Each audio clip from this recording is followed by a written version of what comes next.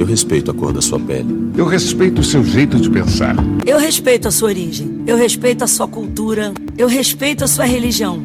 Eu respeito seu sotaque. Eu respeito o seu cabelo.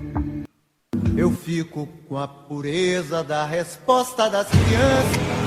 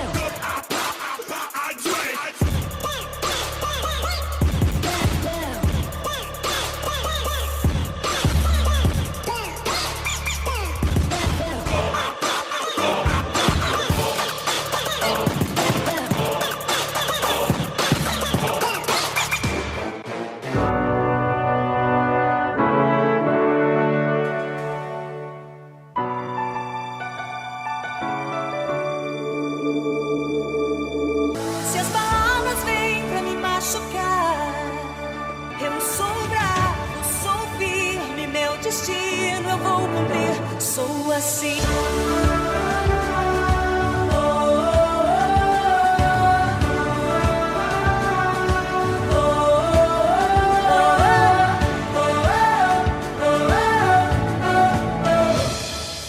Outras balas querem me atingir, podem vir, pois agora nada mais vai me ferir.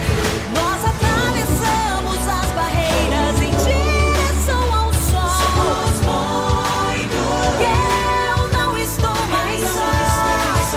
Não vamos mais passar por isso. Há um lugar pra nós, eu sei disso. Somos únicos. Se palavras querem me machucar,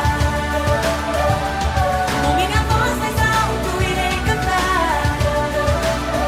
Eu sou bravo, sou firme, meu destino vou cumprir, sou assim. Respeito quem você é. Respeite quem eu sou também. Tudo começa pelo respeito.